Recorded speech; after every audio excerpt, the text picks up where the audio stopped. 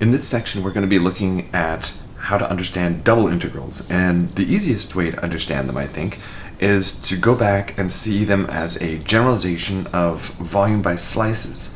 So if we look back at the volumes of revolution or surfaces of revolution unit, then suppose A of x is the area of a cross section of an object at at x.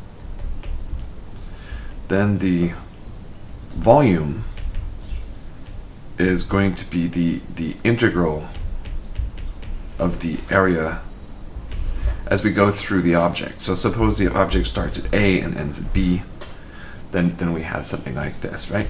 So for instance, if we look at an example, say the volume of revolution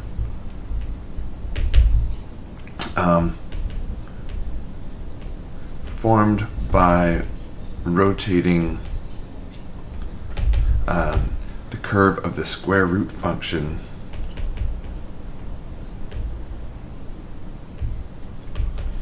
about the y-axis, and we look at it where y is between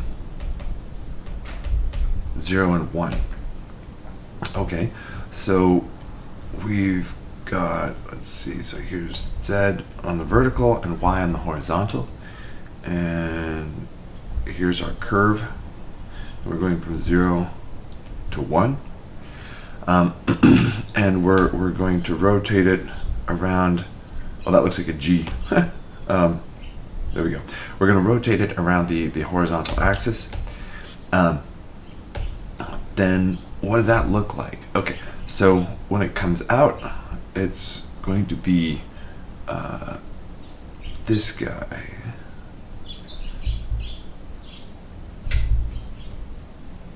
And there's our y-axis, there's our z-axis, and there's our x-axis. Okay, and sort of sketch on the shade the disc on the right hand side there. Okay, and so the way that we're finding this volume is we work out what it looks like for the slice here, the slice at some y coordinate value.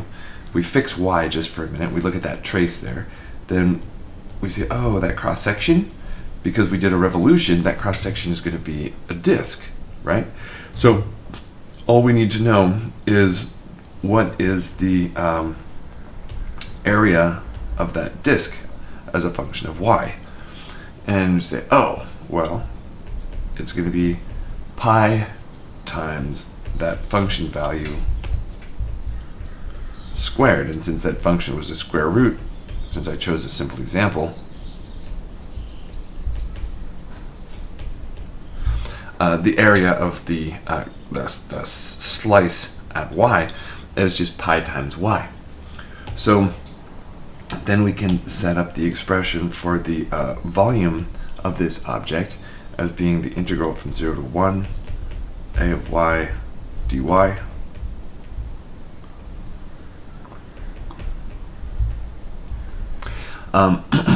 and then we have set it up, and that's basically where the work is. From this point you can go ahead and do the actual integration, and it's not hard. 0, 1, and we get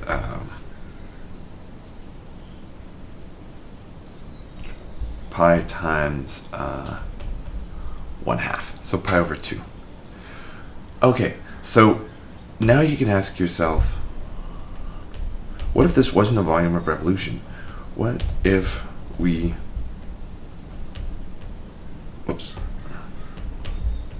don't know what that formula a of y is, right?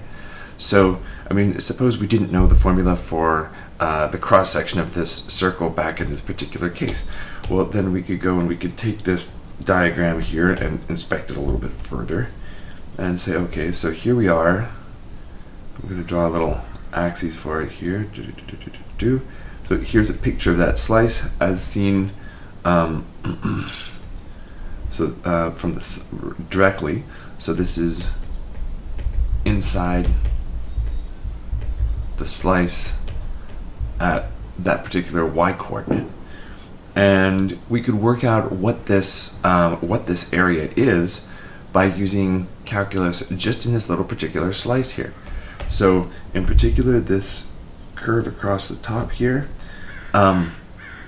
this is going to be, let's see, so this is going to be from minus root y to root y, and the curve going across the top is going to be given by y minus x squared, and that's as x is going between minus root y to root y. So we can set up, in other words, a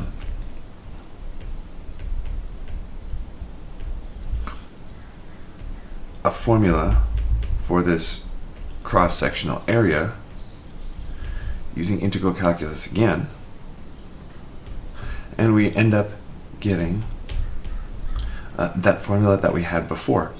So if we did not have this formula from the get-go, we could back it up one step and say, oh, v is the integral from 0 to 1 of this ay function.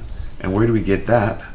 Well, we've just seen that that can be written, and so now we see there's this double integral. And so that's kind of the idea that we're going to keep in mind when we look at double integrals.